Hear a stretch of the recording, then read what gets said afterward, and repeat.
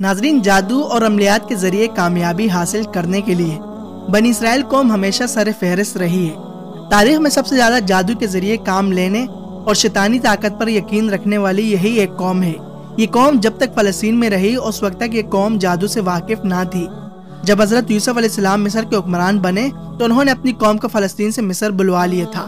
مصر میں رہتے ہوئے جہاں فرعونوں نے ان کو اپنے بلند و بالا عمارتیں اور اہراموں کی تعمیر میں ان سے بگاڑ کا کام لیا تو ان کو انتہائی ذلیل زندگی گزارنے پر مجبور کیا۔ وہیں ان پر ظلم و ستم کے پہاڑ بھی توڑے گئے۔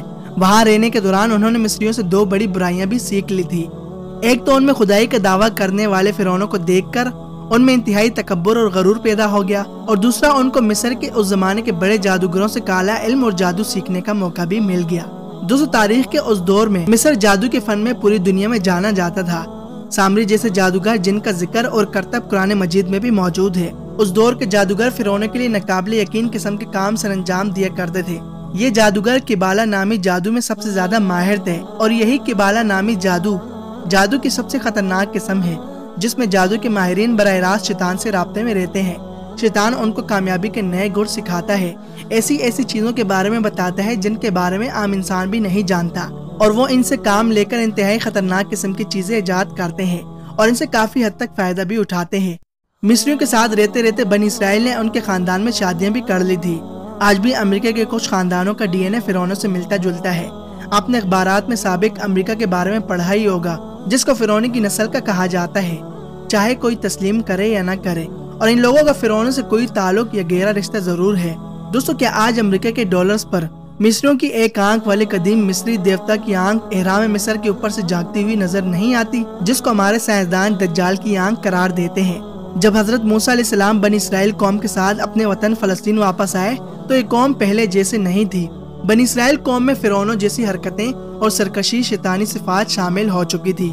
فلسطین واپس آنے کے بعد یہ لوگ جہاں بہت سی نافرمانی اور گناہوں میں غرق ہو گئے تو وہیں ان میں سے بعض افراد جادو اور شیطانی عمل میں بھی مصروف رہے، اور بنی اسرائیل قوم نے کبالا جادو کو مصریوں سے بھی زیادہ اہمیت دے دی تھی، اور اسی علم کے ذریعے دشمنوں اور لوگوں کو نقصان پہنچایا کرتے تھے۔ جب حضرت داؤد علیہ السلام اور حضرت سلیمان علیہ السلام کو اللہ تعالیٰ نے عظیم بادشاہت عطا کی تو ان لوگوں نے قوم کو ورگلانا شروع کر دیا، اور بنی اسرائیل قوم کہتی تھی کہ حضرت سلیمان علیہ السلام کے پاس کبالا جادو کا ہنر موجود ہے، تبھی جنات ان کے تابع ہے۔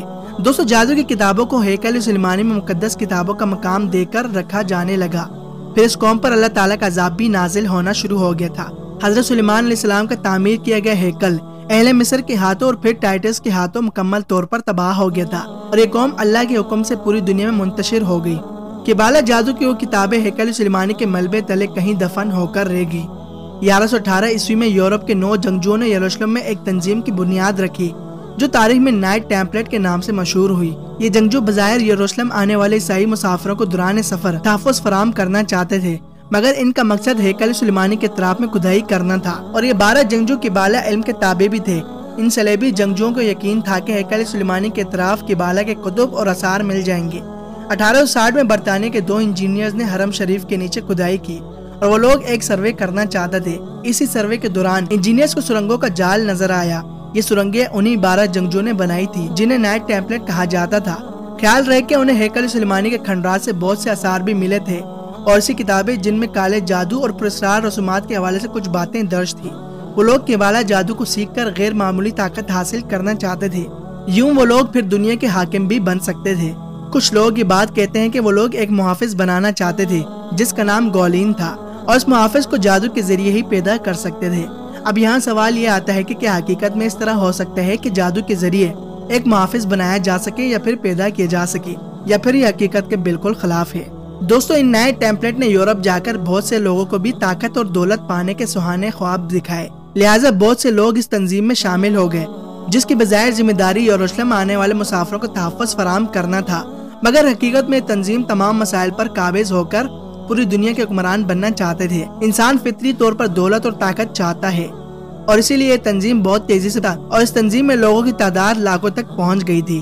1139 میں کچھ بڑے ممالک نے ان لوگوں پر قانون لاگو نہیں کیے، اور ان لوگوں کو ہر ملک میں آزادانہ گھومنے پھرنے کا پروان مل گیا، اور اسی قانون نے اس تنظیم کی طاقت میں مزید اضافہ کیا۔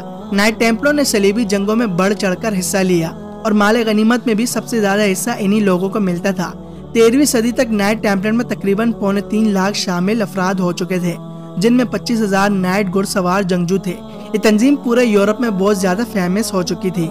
इसके अलावा जब भी कोई शख्स बैरूनी मुल्क का सफर करता तो उसे माल दौलत छीनने का खतरा लाहक होता। इसीलिए लोग जब भी किसी सफर के लिए जाते तो नकदी नाइट टेम्पलर को देने लग जाते। जब वो अपनी मंजिल पर पहुंच जाते तो नकदी उन्हें वापस मिल जाती।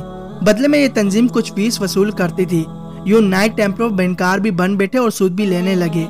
आहिस्ते आहिस्ते तंजीम इतनी ताकतवर हो गई कि पूरी दुनिया इस तंजीम के लोगों से डरने लगी। 17वीं सदी में टेम्पलरों ने कुछ बड़े लोगों की वजह से फ्री मैसन की बुनियाद रखी। इस तंजीम का मकसद यूरोप आजाद ख्याली को परवान चढ़ाना था और 1776 ईस्वी में फ्री मैसन ने एक नई तंजीम इल्यूमिनाती की बुनियाद रखी।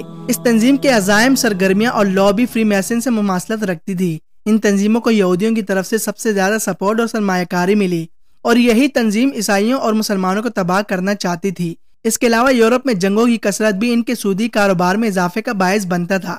इसी सूद और जंगों की कसरत की वजह से तंजीमें दुनिया की अमीर तरीन तंजीम बन बैठी और आज भी यही तंजीमें पूरी दुनिया पर मुसल्लत है। सूद के निज़ाम को आम कर रखा हुआ है। हर मुसलमान इनकी गिरफ्त में आ चुका है, हत्ता कि पाकिस्तान भी इनका गुलाम बन चुका है। दोस्तों, ये थी हमारी आज की वीडियो। उम्मीद करता हूँ आज की हमारी ये वीडियो आपको जरूर पसंद आई होगी। पसंद आने की सूरत में वीडियो को लाइक करके शेयर कर दें और हस्बी रिवायत चैनल को सब्सक्राइब करके बेल आइकन को प्रेस कर लें ताकि हमारी लेटेस्ट वीडियो का नोटिफिकेशन आपको बर वक्त मिलते रहे। मिलते हैं अगले एक इन्फॉर्मेटिव वीडियोस में। दीजिए हमें इजाजत, तब तक के लिए अल्लाह हाफिज।